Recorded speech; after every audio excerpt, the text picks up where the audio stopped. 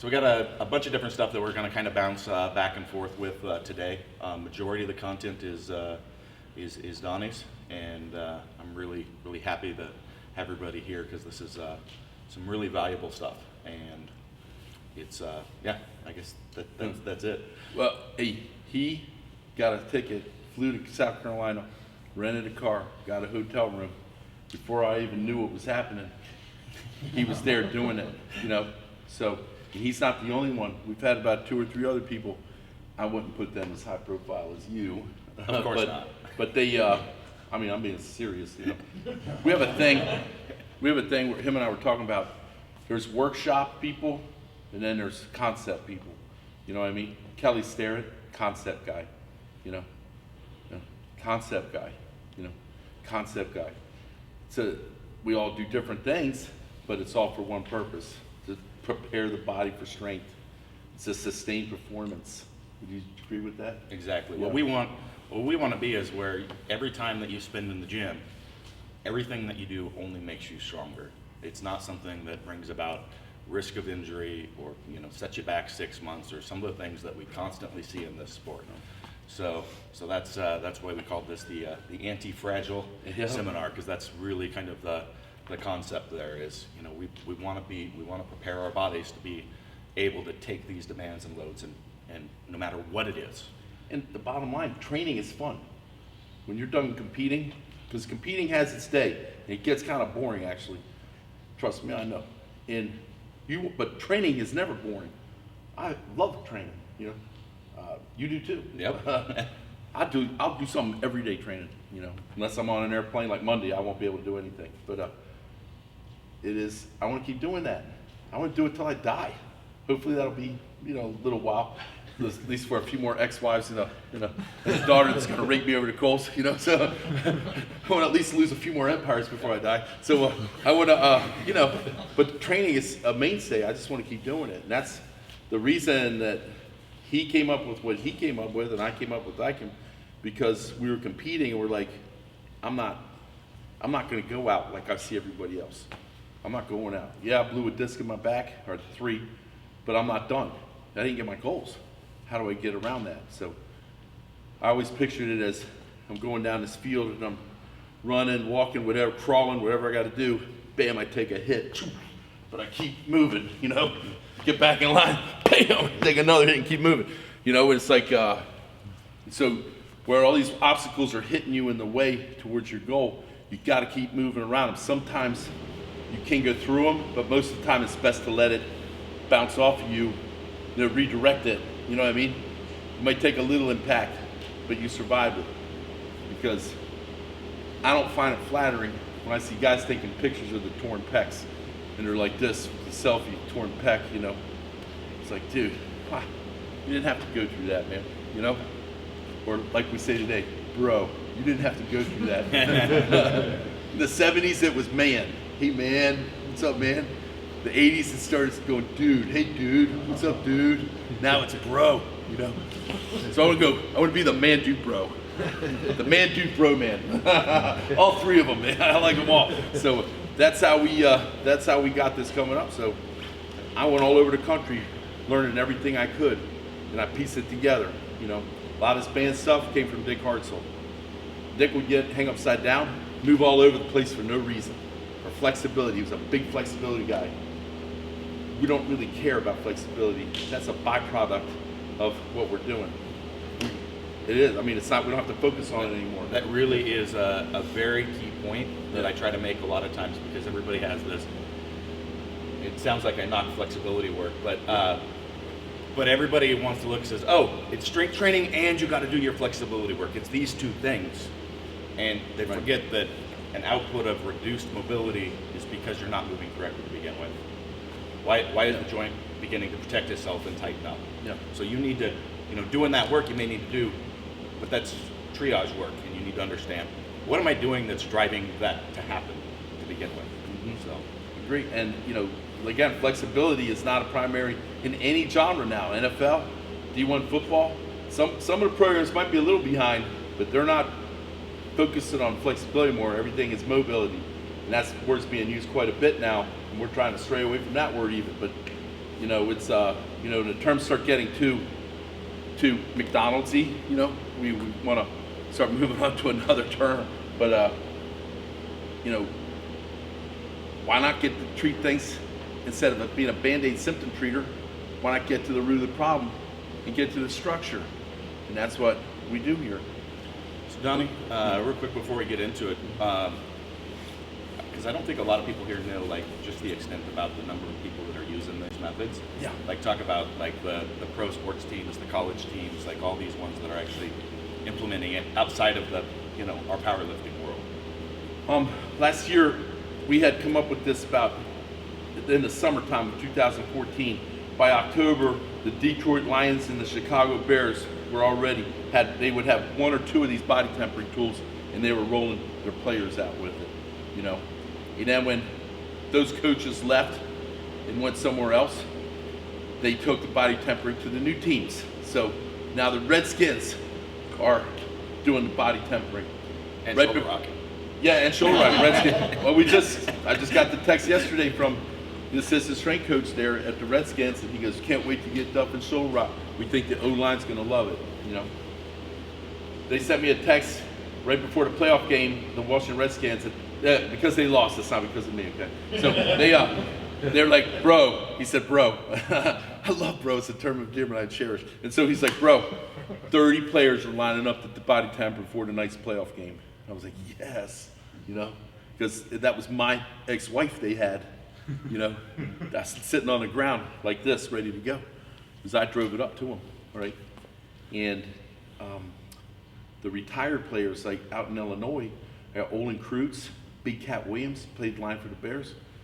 They have every body tempering tool I ever made, and they keep it in a hot, he has his own training studio, Olin does, and he does jujitsu there, training, powerlifting, and he has a hot yoga room, and he puts the ex-wives in the hot yoga room, and you go in there and roll out, because it gets your body temperature up way more effective than just cold, believe it or not.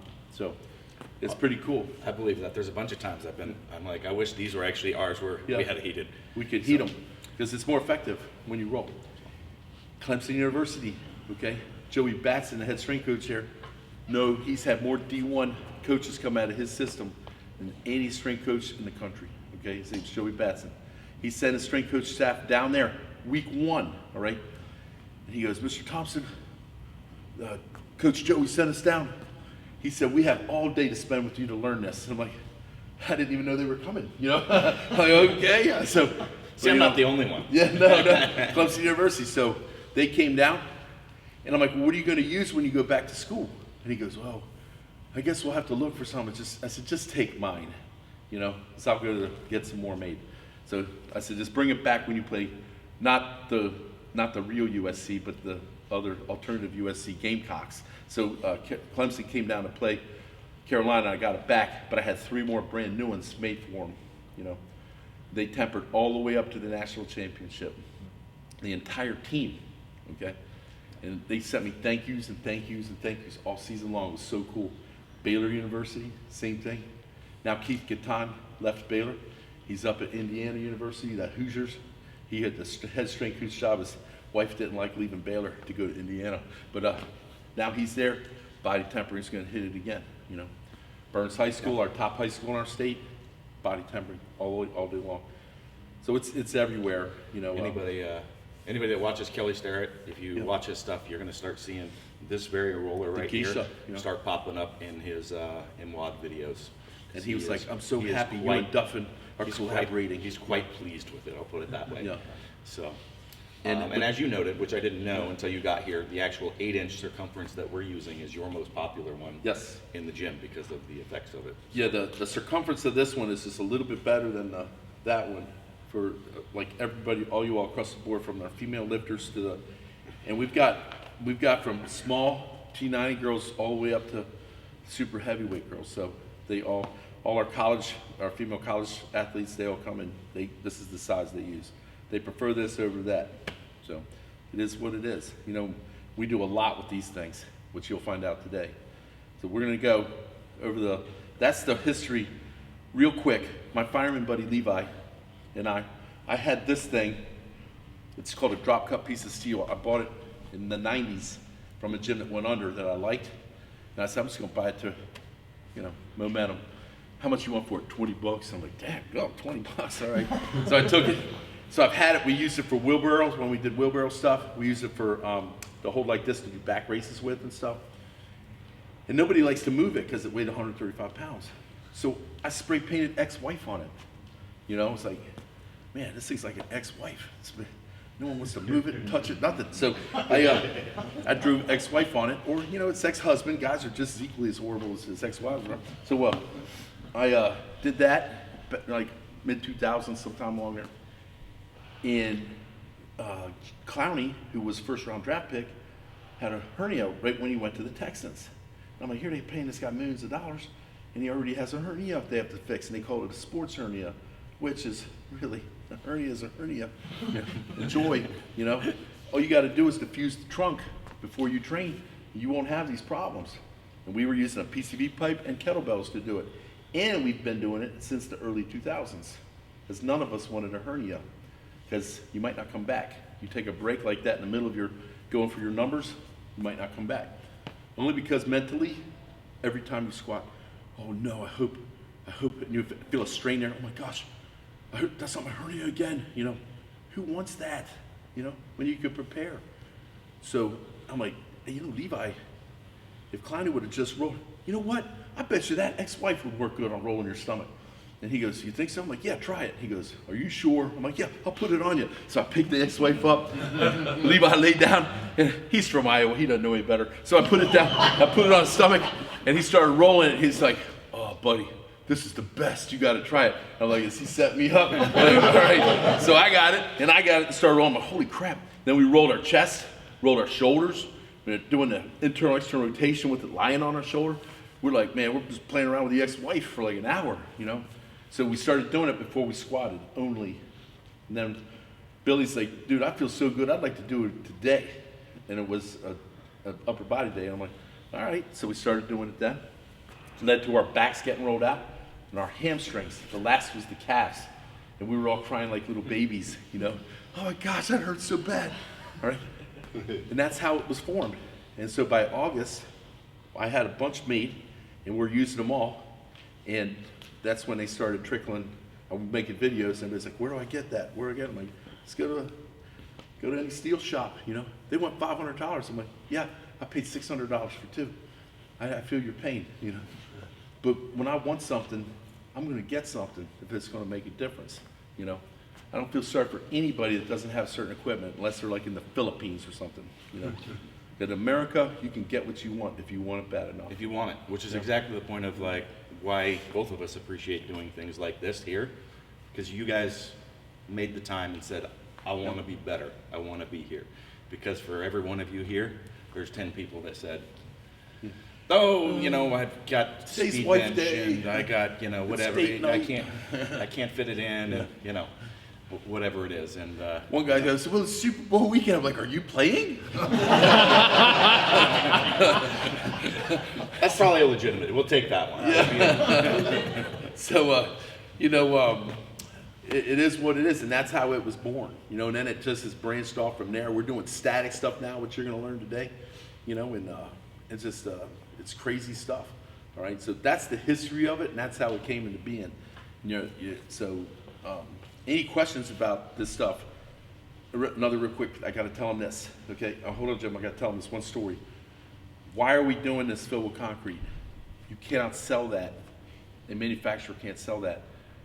Stacey, if you drop that, the guy rolling you, drops on your femur, break goes your femur, okay? 135, 150 pounds. So the insurance companies, like Rogue was gonna make them for me.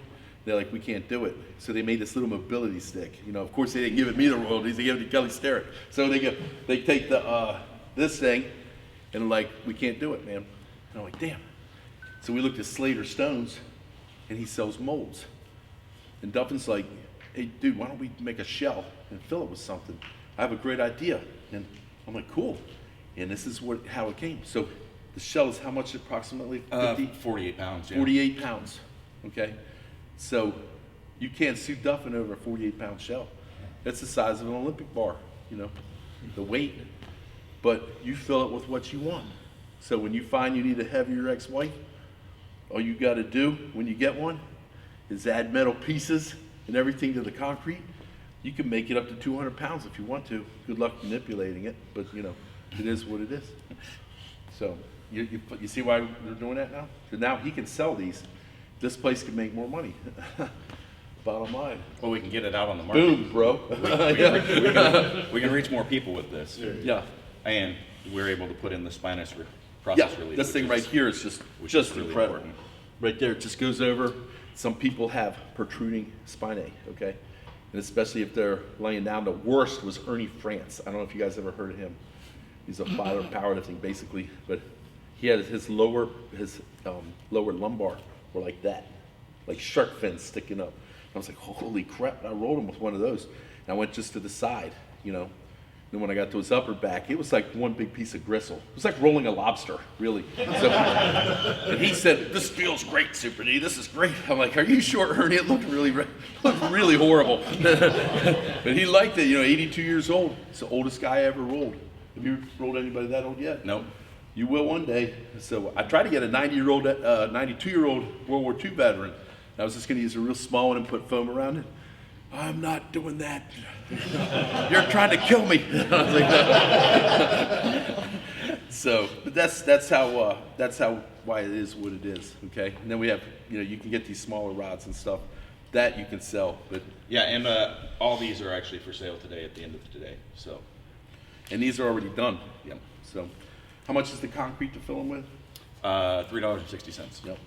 And you don't get Mike. Mike is not part of the bargain. Yeah. He is strictly here. You know. An extra $5. Yeah. So that's $5 where you go. will fly Mike to Arizona to fill your $5 I don't think Mike's food alone. I don't think that model will work kill out very you. long for us. So We'd be out of business really quick too. what we're going to do is we're going to show you the lower back distraction, and then we're going to go through that. And you guys don't have to follow me doing it. You can, when we do other things, you can come over here and you can put it in other racks and try it, whatever you want to do, you know. But I admonish you to take turns, get some people with you when you get in there so they can help you get in here, because it's rather high off the floor, okay? So when someone gets in here, they can pull the bands down for you, and you can climb up the wall like Spider-Man or Batman and, you know, get upside down. Once you commit, make a commitment when you hang upside down. Nothing's going to happen to you. You know, you'll be fine. I think that is a common mistake when I've seen people do this, is they start with the bands way too low. Yeah. And they end up just laying on the ground and not actually getting the decompression. Yeah, especially if you have a big dupa, you know, you're going down, man. You're going to stretch those bands. So you got to have it kind of got to find a good position. And most of you can do it in a power rack, okay? So if you don't have something on the wall mounted, you can go in like those white power racks over there, put a bar across and, you know, hang from there. So we'll just The be only reason creative. we're doing it here is it's a nice open area so everybody can see. Yeah. So otherwise we'd be doing it in a power rack. Don, quick question. Yes, sir, go ahead. So I heard you say that, you know, talk about diffusing the core. I wonder if you'd unpack that a little bit. Do what now? What you mean by diffusing the Oh, yeah, okay. Before we get started on this, I was gonna save that for body temper, but I'll repeat it. Your body's loaded with fascia from the feet to the head, and it's connected from the bottom to the top. There's not where, okay, fascia ends here and it picks up here. Fascia is like a white sheath substance you see that covers all the muscle up. You know, it's really strong. If we were to take and remove your fascia, roll it up and hook it to Duffin's truck, he can tow any of your cars with it. So please tell me again how you plan to stretch it. I'm all ears, okay? And your Achilles tendon, okay? Strongest tendon on your body, most loaded tendon on the body. How are you gonna stretch that? When you're doing your little stretches like this, you're gliding it over the bone is all you're doing. You might pull some muscle tissue, but you ain't doing shit, the Achilles tendon. It has its own name. Type it in your phone. It'll automatically put a capital A on it, okay? I mean, it's that big. So, you know, how are you gonna stretch fascia and stretch these tendons? It's not gonna happen. However, we can get a degree of tightness out of it, you know, because the body goes tonic. These were made for muscle tissue, flesh, so we can go through muscle, you know, like Sherman went through the South, man. I mean, right through it, okay? And it's awesome for that. This tendon and fascia stuff was second when the doctor started telling us what it's doing. I mean, we were a bunch of power, what do we know, you know? Like, so the orthopedic surgeons came in, and they're like, oh, you don't understand what this is doing. And then a nerve guy at Swiss Symposium was like, you don't understand what's going on with the nervous system, what you're doing here, you're inciting, blah, blah, blah, blah. I'm like, okay. I'm not qualified to talk about that stuff. You know, I just want to talk about the knee bone and the leg bone and the arm bone, you know. Let's just say the pec, you know. So, you know, let's just keep it simple. I'm not going to sit here and pretend that I'm that smart, because I'm really not, you know. So we use it to keep flesh from tearing, you know. So today you're going to learn even more. You're going to learn what it does to fascia, what it does to the tendons, and you'll see it and feel it for your own self, all right? We're going to go to ankles later. I'm going to talk about that Achilles more. Fascia, when your body goes into a tonic state or even a hypertonic state, things bind up and gum up, they'll fire as a clump. It's your job to get that tissue to separate. We've used massage a lot, okay, which is great, but the one person doing the massage is not available to you every single day. So in between massage sessions, you need to take care of yourself and self-administer things, and the body tempering is very ideal for that. This does not take the place of massage, does not take the place of chiropractic, does not take the place of ART. However, it sets you up much better for he or she to do their job when you go get those things done, okay? Their work is much more effective because now they could really get in and treat you better because you're not coming to them one big, you know, wound up ball of steel, you know what I mean? So that's all it is, right? So it doesn't replace anything. However, it does kind of crush the flexibility thing when you come in and stretch and stuff. It just blows it out of the water. I mean, you just can't, you cannot mimic it, you know.